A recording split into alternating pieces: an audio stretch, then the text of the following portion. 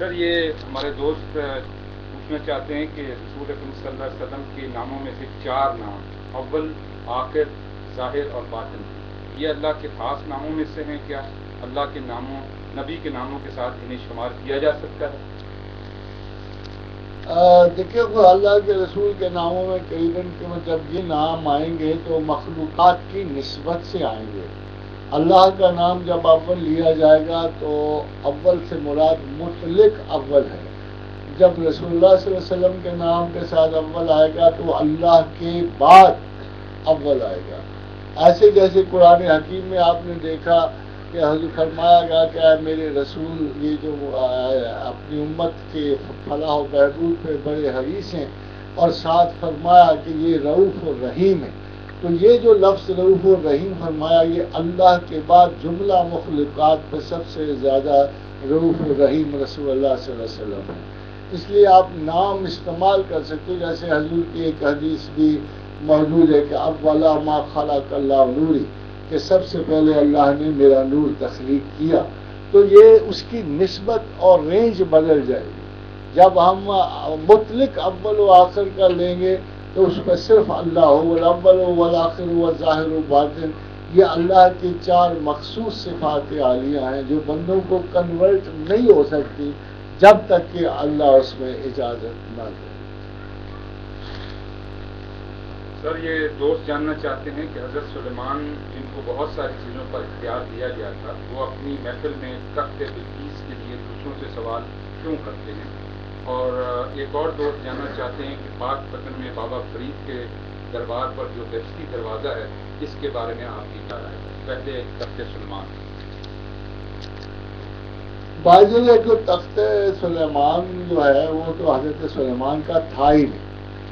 یہ دراصل ملکہ سبا کا، بلقیس تو اس کا نام ہمیں یاد ہے، مگر دراصل اس کا اصلی نام کیا نوبڈی نوز. کیونکہ وہاں سورج کی پرستش ہوتی تھی، اور غالباً جو ملکہ بھی ہے وہ کسی وقت کرنٹ ناموں سے ان کے ہاں فرٹیلیٹی کی رسومات تھی.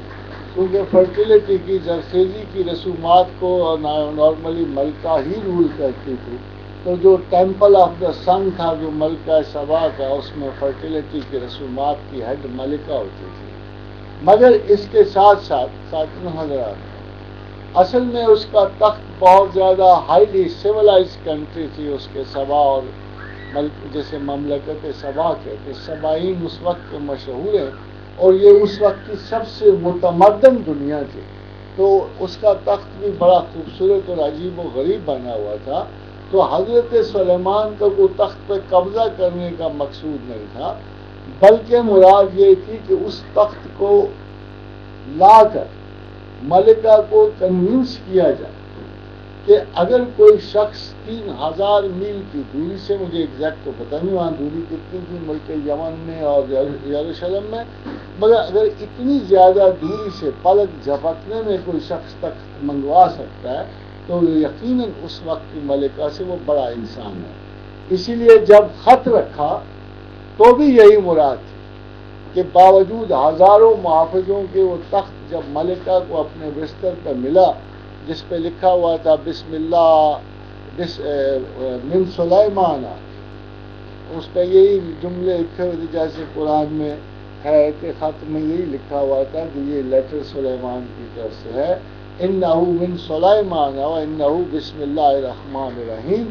تو ملکہ حیران ہی نہیں ہوئی بلکہ سمجھدار اتنی تھی کہ اگلے دن اس نے جب اپنے متعمدین کو لیکچر دیا تو اس میں خاص طور پہ یہ واقعہ اس کے ذہن میں تھا کہ اگر یہ جو کوئی بھی ہے، اس نے سلیمان کو دیکھا تو نہیں تھا، مگر جو کوئی بھی ہے اتنا بڑا بادشاہ ہے کہ تمام محافظوں کے باوجود وہ خط میرے بستر پر ڈال سکتا ہے.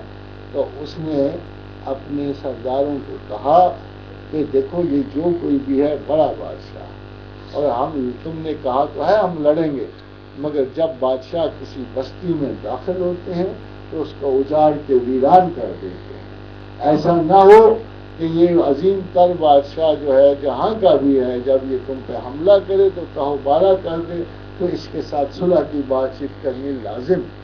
اس کے بعد حضرت سلیمان نے اپنے ان صاحبان کا شکریہ ادا کیا جنہوں نے تخت لائے تھے. تو اگر آپ اگلی آیت پڑھیں تو آپ کو واضح ہو جاتا ہے کہ باوجود قوت و حرمت جو حضرت سلیمان میں تھی، انہوں نے جنات سے مدد نہیں لی انسانی غیرت کی وجہ سے، بلکہ حضرت آصف بن برقیہ کو کہا کہ وہ تخت لا، اور اس صفت پروردگار کا جو انہوں نے اللہ نے ان کو بخشی تھی، اس کا انہوں نے شکریہ ادا کرتے ہوئے کہا ان ربی غنی کریم، کہ بے شک میرا رب غنی ہے اور کریم ہے جس نے مجھ پہ اتنی رحمتیں نازل فرمائی. اب دوسرا کوشچن یہ ہے بہشتی دروازے والا. آپ کی عقل، انٹیلیجنس، آپ کی فہم و فراست، آپ کا دل، آپ کا دماغ، آپ کی اٹیچمنٹس، یہ سارے مل جل کے فیصلہ کریں.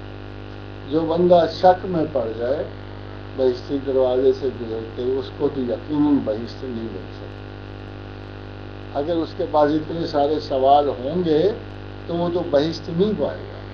مگر جو بہشتی دروازے سے گزرے گا، نمبر 1 اس قول کی صداقت کے لیے ہمیں ہر صورت ہسٹوریکل ریفرنس پہ پوچھنا پڑے گا. اگر اس عزیز و محترم ہستی نے یہ کہا کہ جو اس دروازے سے گزر جائے ایسا ہوگا، پھر ہمیں اس قول کی صداقت کو اسی طرح پرکھنا پڑے گا جیسے ہم روایت اور درایت پہ کسی حدیث کو پرکھتے ہیں. مجھے یہ نہیں پتا کہ اس قول کی صداقت کتنی ہے، کہاں سے مشہور ہوا، کس نے کہا. اگر ہمیں اس کی صداقت ملے گی تو پھر اس کے باقی چیزوں پہ ہم غور کریں گے. اس سے زیادہ میں نہیں کہہ سکتا. سر یہ ایک سوال بیرون ملک سے ہے. یہ سلام سر، میرا نام نسیم ہے. سر آپ اپنے ہر لیکچر اور پرائیویٹ میٹنگ میں وومن کو بہت ڈیگریڈ کرتے ہیں. مرد حضرات کو آپ بہت مظلوم ظاہر کرتے ہیں، جس سے بہت مایوسی ہوتی ہے. ایسا کیوں ہے؟ میں نے ابھی بہشتی دروازے کے بارے میں کہا ہے کہ ثبوت مہیا کرنا اس قول کی، اور جو محترمہ نسیم خاتون نے یہ بات کی ہے اس کے لیے انہیں ثبوت مہیا کرنا ہوگا. تو میرا تو خیال یہ ہے کہ میں تو اپنے رسول کی کم از کم، چلو بہت سارے لوگ کہتے ہیں میں نے خارجی سنت نہیں رکھی ہوئی، مگر جہاں تک میرا خیال یہ ہے کہ میں سنت رسول صلی اللہ علیہ وسلم کے مطابق عورتوں کی بے حد و حساب قتل کرتا ہوں. بلکہ اکثر میں واقعہ بھی سنا کہ میرے رسول کا تو لہجہ انداز ہی بدل جاتا ہے. جب خواتین کا، جب ام المومنین صفیہ حوض سے گریں تو آپ نے فرمایا انجشا سنبھال کے، آپ گینے ہیں کہیں ٹوٹ نہ جائے. تو میرا تو خیال یہ ہے کہ میں بھی آپ گینوں کا بڑا خیال کرتا ہوں غلامان رسول کی طرح. اب پتہ نہیں ان کو کہاں سے گمان ہوا کہ میں کوئی اس قسم کی ڈیروگیٹری ٹرمز میں تو نہیں استعمال کرتا.